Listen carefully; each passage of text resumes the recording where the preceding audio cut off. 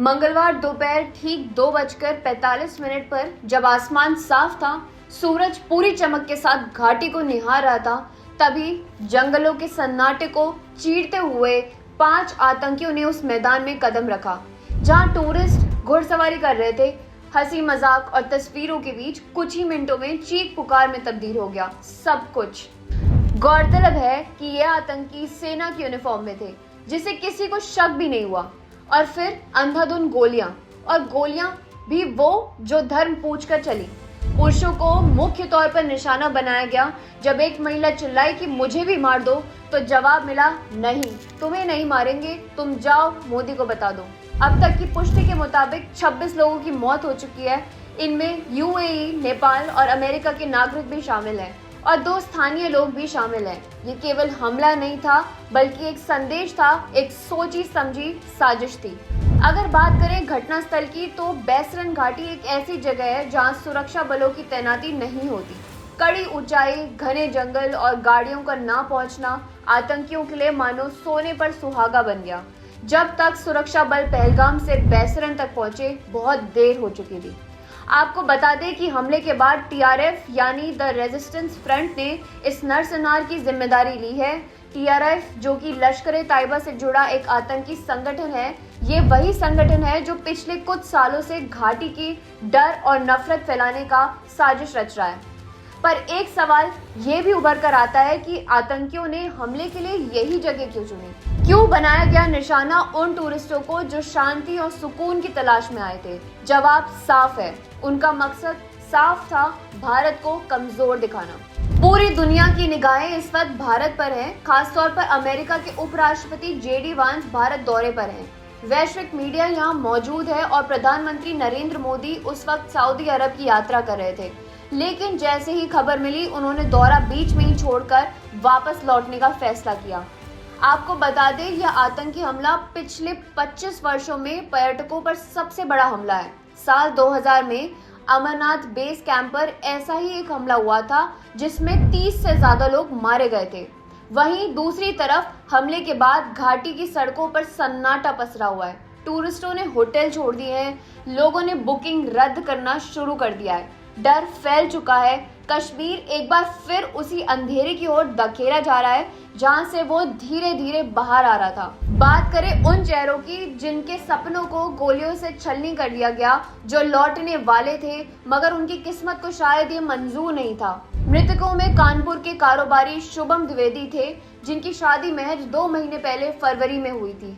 Honeymoon पर गए थे अपनी पत्नी ऐश्वर्या के साथ। दोनों घुड़सवारी कर रहे थे जब आतंकी आए और फिर शुभम से नाम और धर्म पूछा गया और उसके बाद सिर में गोली मार दी गई। पत्नी चिल्लाई, गिड़गिड़ाई, लेकिन आतंकियों ने बस कहा, तुम्हें नहीं मारेंगे, तुम जाओ, मोदी को बता दो। वहीं करनाल के लेफ्टिनेंट विनय नरवाल भी मृतकों में शामिल थे, जिनकी बीते 16 अप्रैल को ही शादी हुई थी और 21 अप्रैल को हनीमून के लिए कश्मीर पहुंचे। पत्नी हिमांशी बच गई, लेकिन जिंदगी भर का सूनापन साथ लेकर। मनीष रंजन, जो बिहार के इंटेलिजेंस ब्यूरो के अफसर थे, पत्नी और 2 बच्चों के साथ कश्मीर की खूबसूरती देखने आए थे। किसे पता था कि ये सफर उनकी पहचान छीन लेगा। वहीं अमेरिका के फ्लोरिडा से परिवार के साथ छुट्टियां मनाने आए वितान अधिकारी की हत्या कर दी गई है। सोचिए, अंतर्राष्ट्रीय स्तर पर भारत की छवि को कैसे प्रभावित किया जा सकता है। इससे यही चाहा गया था, यही सोच थी इसके पीछे। अगर बात करें आंकड़ों की जो इस आतंकी साजिश की गहराई को उजागर करते हैं, तो बीते साल 2024 में ही जम्मू कश्मीर में कुल 25 लाख पर्यटक आए थे, जिनमें से 22 लाख अकेले पहलगाम आए थे। यानी टारगेट बिल्कुल साफ था, देश के सबसे ज्यादा देखे जाने वाले टूरिज्म पॉइंट में खून डुबो देना। साथ ही यह हमला ऐसे समय पर हुआ जब अमरनाथ यात्रा की तैयारियां जोरों पर हैं। अमरनाथ यात्रा का बेस कैंप ही पहलगाम में ही है। मकसद साफ है, लोगों को डराना, यात्रियों को रोकना और पर्यटन को तबाह करना। सवाल ये भी उठता है कि आतंकी वहां तक पहुंचे कैसे। तो आपको बता दें, इस पर सुरक्षा बलों को आशंका है कि यह आतंकी जम्मू के किश्तवाड़ से कोकेरनाग होते हुए बैसरन पहुंचे। रास्ता लंबा था, लेकिन जंगलों की ओट में वे पहुंचे, घुसे, हमला किया और निकल गए। दैनिक भास्कर मीडिया से जुड़े एक्सपर्ट पूर्व डीजीपी एसपी वैद की माने तो हमले में सिर्फ स्थानीय नहीं विदेशी आतंकियों के शामिल होने की पुष्टि भी हो चुकी है। उनका कहना है कि आज कश्मीर में 90% आतंकी पाकिस्तान से आते हैं। पहले स्थानीय थे जिन्हें अपनी जमीन से मोहब्बत थी, इसलिए टूरिस्टों को निशाना नहीं बनाते थे, लेकिन अब ये विदेशी हैं जिन्हें किसी की कोई सरोकार नहीं है।